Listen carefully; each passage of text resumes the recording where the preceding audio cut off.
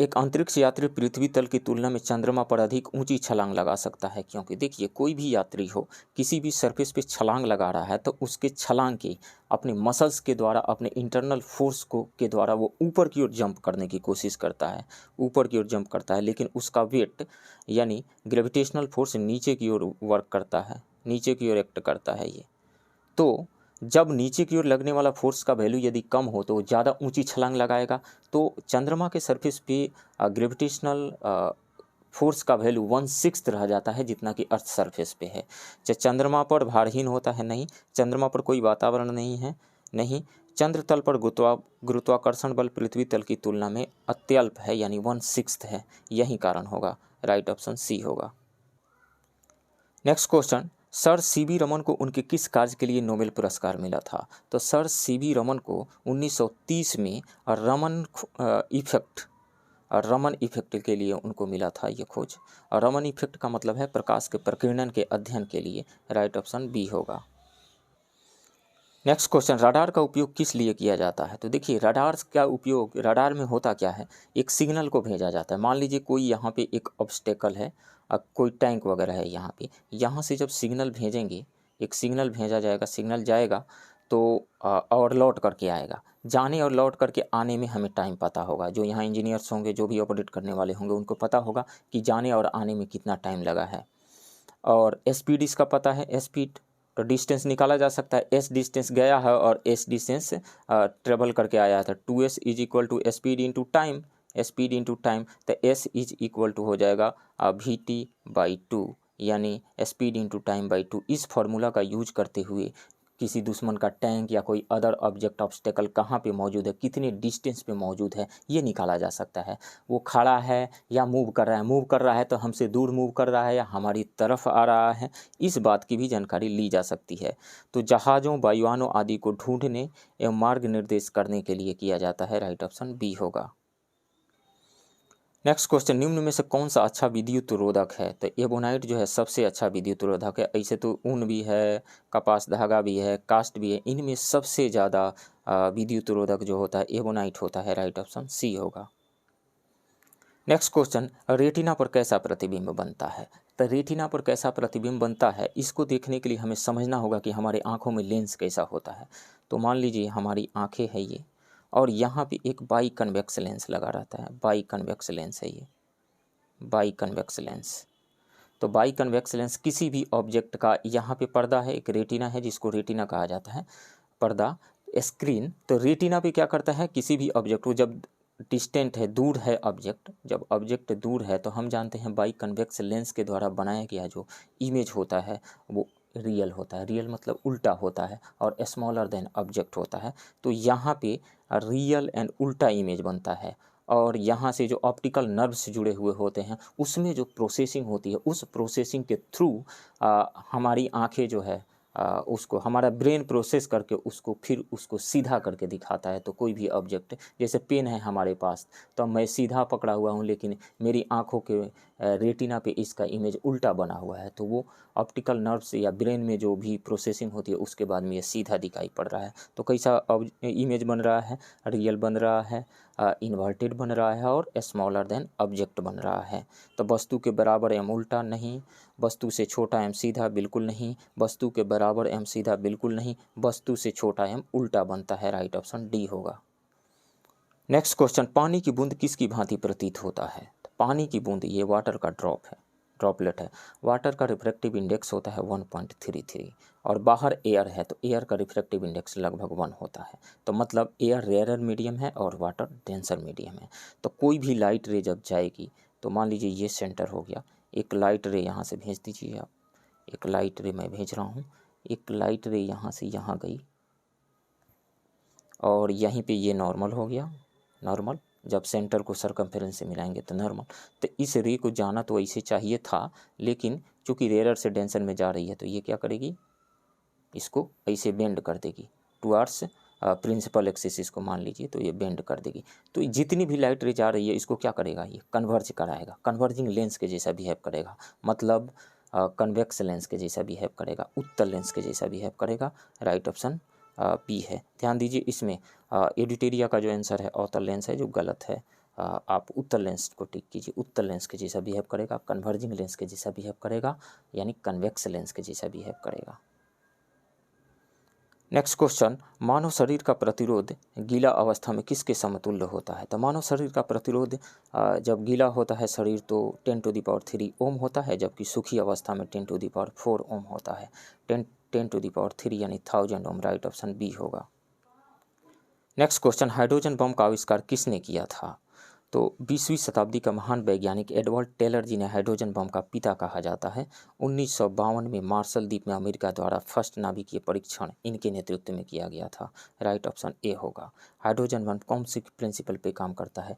Nuclear fusion reaction के principal पे work करता है, अनकंट्रोल्ड न्यूक्लियर फ्यूजन रिएक्शन पे। ये बीपीएससी में पूछा गया प्रश्न है। नेक्स्ट क्वेश्चन, इनमें से किस अम्ल का प्रयोग फोटोग्राफी में होता है? तो ऑक्जेलिक अम्ल का प्रयोग फोटोग्राफी में फेरस ऑक्जेलेट के रूप में होता है। फॉर्मिक अम्ल कहाँ पाया जाता है? चींटी में पाया जाता है। और सिट्रिक अम्ल जो है सिट्रस फ्रूट यानी खट्टे फलों में जैसे नींबू में पाया जाता है। और एसिटिक अम्ल जो है विनेगार में पाया जाता है। ऑक्जेलिक अम्ल का यूज किया जाता है फोटोग्राफिक में। राइट ऑप्शन बी होगा। नेक्स्ट क्वेश्चन, एलपीजी में मुख्यतः पाया जाता है, लिक्विफाइड पेट्रोलियम गैस में मुख्यतः पाया जाता है। तो एलपीजी में प्रोपेन एंड ब्यूटेन का मिक्सचर होता है, उसमें इथेन भी रहता है। तो इस यहाँ से सही ऑप्शन सी को हम टिक कर सकते हैं। राइट ऑप्शन सी होगा। नेक्स्ट क्वेश्चन, शहद में मीठापन का कारण है? तो शहद में मीठापन शहद मधुमक्खी कहाँ से लेकर के आती है? फ्रूट से चूस करके लेकर के आती है रस को। तो ये फ्रक्टोज होता है मेनली। फ्रक्टोज मुख्यतः फ्रूट शुगर है, तो फ्रक्टोज होगा। Right option D. जो शहद में 38.2% होता है। इसके अलावा शहद में 1.3% सुक्रोज होता है, 7.1% माल्टोज होता है, 17.2% जल एवं 31.3% ग्लूकोज होता है। नेक्स्ट क्वेश्चन, ब्रह्मांड में सबसे अधिक कौन सी गैस पाई जाती है? तो ब्रह्मांड में सबसे अधिक हाइड्रोजन गैस पाई जाती है। राइट ऑप्शन ए होगा। ब्रह्मांड में सबसे अधिक 75% हाइड्रोजन है और हीलियम 25% है। हीलियम तथा दूसरी गैसें 25% है। मतलब हाइड्रोजन 75% और हीलियम जो है वो 25%, बाकी की नहीं है। यहाँ पे बाकी गैसेस नहीं पाई जाती है। नेक्स्ट क्वेश्चन, सोडियम के वेपर लैम्प का प्रयोग स्ट्रीट लाइट में किया जाता है क्योंकि सोडियम वेपर लैंप मोनोक्रोमेटिक पीला प्रकाश देता है एवं जल बूंदों द्वारा विखंडित नहीं होता है, साथ ही यह प्रदूषण रहित होता है। तो प्रकाश मोनोक्रोमेटिक होता है एवं जल बूंदों द्वारा अलग अलग नहीं होता है। मोनोक्रोमेटिक का क्या मतलब हुआ? मोनो का मतलब एक, क्रोमेटिक क्रोमा से आया हुआ है, मतलब एक ही कलर होता है। जैसे लेजर लाइट एक मोनोक्रोमेटिक लाइट होता है। और वाइट लाइट या अदर लाइट कहें तो उसमें एक ही कलर नहीं होते हैं, मिक्सिंग ऑफ कलर्स होता है। इसमें से राइट ऑप्शन सी होगा। नेक्स्ट क्वेश्चन, गैसोहॉल एक मिश्रण है, तो ये इथाइल अल्कोहल एवं पेट्रोल का मिक्सचर है। इसमें गैसोहॉल में इथाइल अल्कोहल 10% और पेट्रोल 90% पाया जाता है। तो राइट ऑप्शन यहाँ पे ए होगा। नेक्स्ट क्वेश्चन, इनमें से कौन इन्फेक्शन से रक्षा करता है? तो आरबीसी का काम है ऑक्सीजन को कैरी करके हर एक सेल्स के पास ले जाना, और जिसकी वजह से माइटोकॉन्ड्रिया में ग्लूकोज अणु जो है कार्बन डाइऑक्साइड और वाटर में टूटते हैं और एटीपी के फॉर्म में एनर्जी रिलीज होती है। डब्ल्यूबीसी वाइट ब्लड कॉर्पस्कल्स या वाइट ब्लड सेल्स, इसका काम है बॉडी में एंटीबॉडी बनाना और बाहर से आए हुए रोगाणुओं को नष्ट करना, उसको मारना, इसका काम है, डब्ल्यूबीसी का काम है। सो राइट ऑप्शन बी होगा। इनमें से कौन इन्फेक्शन से रक्षा करता है? तो डब्ल्यूबीसी। नेक्स्ट क्वेश्चन, किस विटामिन को शरीर संचयित नहीं करता है, स्टोर नहीं करता है? तो ए डी ई देखें तो ये फैट सोल्यूबल विटामिन है, लेकिन बी और सी वाटर सोल्यूबल विटामिन होते हैं। विटामिन सी जो है वाटर में सोल्यूबल है, और ये यदि ज़्यादा आप कहा कीजिए कि 2-4 गिलास नींबू का शरबत पी लीजिए, आप नींबू का शरबत पी लेंगे तो ये स्टोर नहीं होगा। विटामिन सी बॉडी में गया हुआ है तो जितनी ज़रूरत है बॉडी रख लेगा, और बाद में यूरिन के थ्रू ये बाहर निकल जाएगा। तो विटामिन सी स्टोर नहीं होता है। राइट ऑप्शन सी होगा। नेक्स्ट क्वेश्चन, इनमें कौन वसा एवं प्रोटीन का मुख्य स्रोत है? तो वसा एवं प्रोटीन दोनों का मुख्य स्रोत मूंगफली है। राइट ऑप्शन बी होगा। मूंगफली में प्रोटीन एवं वसा दोनों पर्याप्त मात्रा में पाया जाता है। इसमें 25.3% प्रोटीन एवं 48.1% फैट पाया जाता है। मूंगफली में मीट से 1.3 गुना ज़्यादा प्रोटीन एवं अंडा से 2.5 गुना ज़्यादा प्रोटीन एवं फल से 8 गुना ज़्यादा प्रोटीन मिलता है। नेक्स्ट क्वेश्चन, रानीखेत रोग किस में पाए जाते हैं? तो ये बैक्टीरियल नहीं, वायरल डिजीज है और ये मुर्गियों में पाया जाता है। राइट ऑप्शन सी होगा। नेक्स्ट क्वेश्चन, निम्न में से कौन युग गलत है? तो प्लेग चूहा के द्वारा फैलता है, रेबीज कुत्ता के द्वारा फैलता है, टेपवर्म सुअर के द्वारा फैलता है, पोलियो बंदर के द्वारा नहीं फैलता है। पोलियो एक वायरल डिजीज है और ये पोलियो माइलिटिस नामक विषाणु यानी वायरस के द्वारा फैलता है। ये गलत है। राइट ऑप्शन डी होगा। नेक्स्ट क्वेश्चन, निम्न में से कौन सा गलत कथन है? लाइसोसोम गोल आकार की एक परत वाली झिल्ली से घिरी संरचना होती है। लाइसोसोम में लगभग 18 प्रकार के एंजाइम पाए जाते हैं। नहीं, लाइसोसोम में मुख्यतः 50 प्रकार के एंजाइम पाए जाते हैं, तो ये गलत है। लाइसोसोम को प्रोटीन फैक्ट्री के नाम से जाना जाता है, राइबोसोम को प्रोटीन फैक्ट्री के नाम से जाना जाता है, लाइसोसोम को नहीं।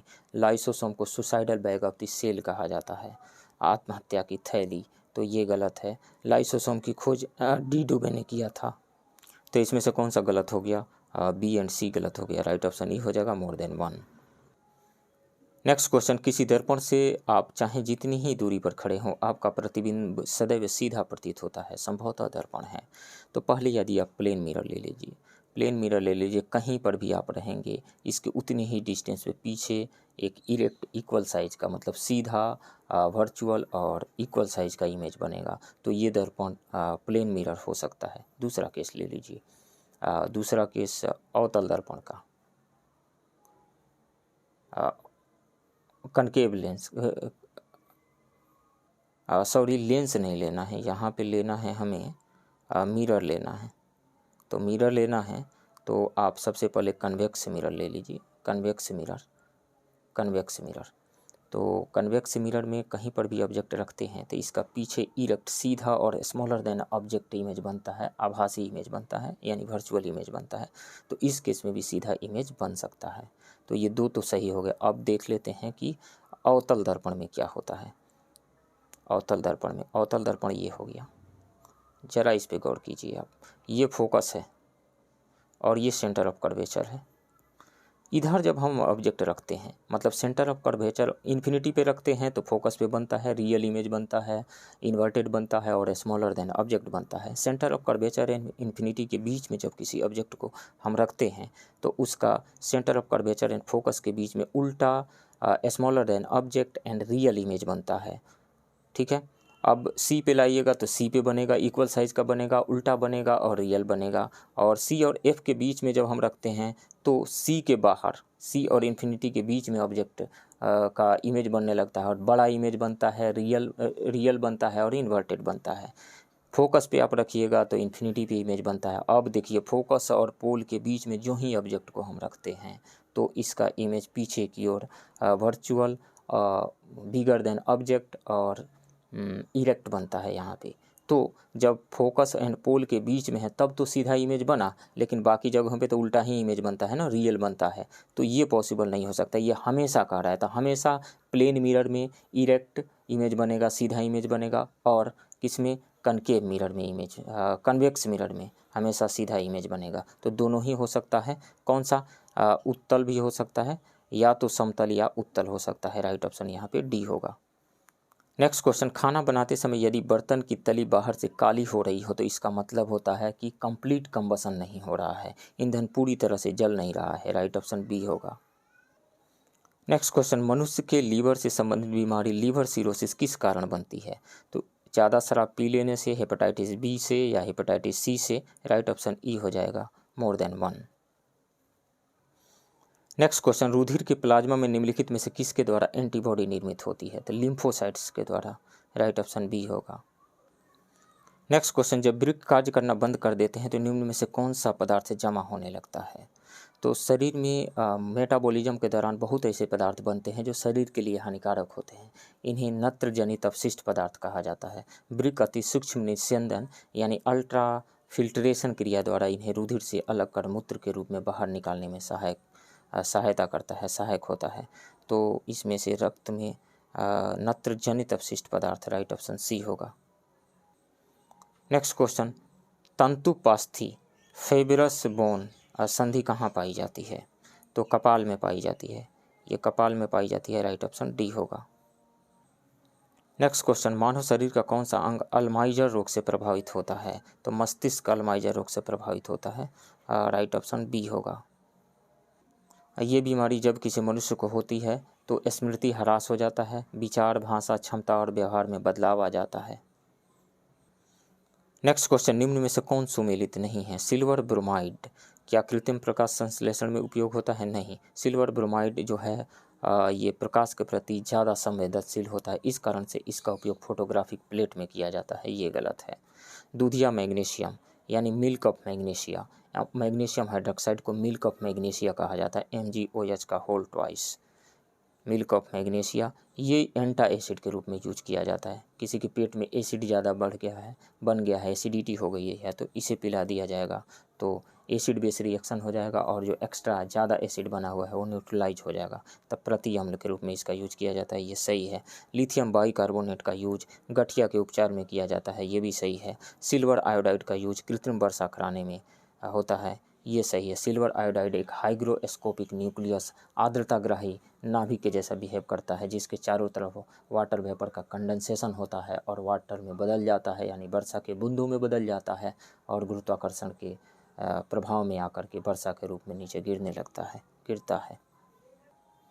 नेक्स्ट क्वेश्चन, BOD का मुख्य उपयोग किस में होता है? BOD यानी बायोलॉजिकल ऑक्सीजन डिमांड, तो पानी में उपस्थित कार्बनिक पदार्थ में सूक्ष्मजीवों द्वारा विघटन की मात्रा ज्ञात करने में, ये सही है। पानी को शांत करने में नहीं, पानी में ऑक्सीजन की मात्रा ज्ञात करने में होता है, ये भी सही है। पानी का बहाव को नियंत्रित करने में नहीं, तो ए और सी सही है, ई हो जाएगा राइट ऑप्शन, ई मोर देन 1। नेक्स्ट क्वेश्चन, जंगल में आग लगने का मुख्य कारण है? तो तड़ इत्यादि, बिजली गिरती है जंगलों में तो वो भी आग लगने का कारण हो जाता है। अत्यधिक गर्म हवा चल रही है तो भी ये हो सकता है। विद्युत में लघु सर्किट, शॉर्ट सर्किट हो गया तो ये भी हो सकता है, तो इसमें से मोर देन 1 करेक्ट ऑप्शन हो जाएगा ई। नेक्स्ट क्वेश्चन, इनमें से कौन विद्युत चुंबकीय तरंग का उदाहरण नहीं है? एक्स किरणें जो है एक इलेक्ट्रोमैग्नेटिक वेव है, गामा किरणें भी इलेक्ट्रोमैग्नेटिक वेव है, अल्ट्रावायलेट रेज भी है एक इलेक्ट्रोमैग्नेटिक वेव है, पराध्वनिक किरणें यानी ultrasonic wave and infrasonic wave, इस तरह के वेव जो हैं ये वेव हैं, साउंड वेव है। पराध्वनिक किरणें यानी अल्ट्रासोनिक वेव क्या है? जिसकी फ्रीक्वेंसी जो है 20 किलो हर्ज से ज़्यादा हो, उसको पराध्वनिक किरणें यानी सोनिक वेव कहा जाता है। तो ये साउंड है, इलेक्ट्रोमैग्नेटिक वेव नहीं है, ये एक मैकेनिकल वेव है, और ये सारे इलेक्ट्रोमैग्नेटिक वेव है, मतलब नॉन मैकेनिकल वेव है। तो इनमें से कौन विद्युत चुंबकीय तरंग का उदाहरण नहीं है? तो डी हो जाएगा right option. Next question, washing machine का कार्यकारी सिद्धांत क्या है? तो वॉशिंग मशीन जो है सेंट्रीफ्यूगेशन के प्रिंसिपल पे वर्क करता है। जब मान लीजिए कि ये सर्कुलर प्लेटफॉर्म है, ये रोटेट कर रहा है, तो इस पर कोई भी पार्टिकल है, कोई भी ऑब्जर्वर बैठा हुआ है, तो इस पे बाहर की ओर एक फोर्स लगेगा, सेंटर से बाहर की ओर, जिसको सेंट्रीफ्यूगल फोर्स कहा जाता है, अपकेंद्र बल कहा जाता है। और चूंकि सर्कुलर पाथ पे ये मूव कर रहा है, तो इसको मूव कराने के लिए सेंटर के अंदर की ओर एक फोर्स लग रहा है, जिसको सेंट्रीपिटल फोर्स यानी अभिकेंद्र बल कहलाता है। तो सेंट्रीफ्यूगल फोर्स लगने की वजह से इस पे बाहर की ओर डर्ट पार्टिकल जो है उस पर बाहर की ओर, गंदगी जो है उस पर बाहर की ओर एक फोर्स लग रहा है, जिसकी वजह से वो कपड़ा से अलग हो जाते हैं। तो अपकेंद्रण के राइट ऑप्शन सी होगा। नेक्स्ट क्वेश्चन, प्रकाश की गति निम्न में से किस माध्यम से न्यूनतम होगी? तो refractive index and speed of light को रिलेट करने वाला जो फार्मूला है वो है mu is equal to C by V. C क्या है? स्पीड ऑफ लाइट, और वी क्या है? Speed of light in the medium, और सी है speed of light in air या वैक्यूम कह दीजिए। और इसके अलावा तो इसमें आप यहाँ से v इज इक्वल टू निकाल लीजिए, v is equal to C by mu होगा।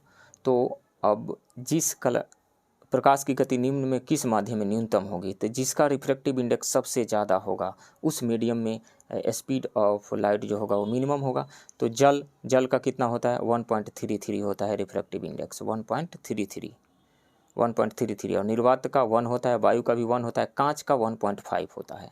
तो इन चारों ऑप्शन में से सबसे ज़्यादा रिफ्रैक्टिव इंडेक्स जो है वो कांच का है, यानी शीशा का है, 1.5।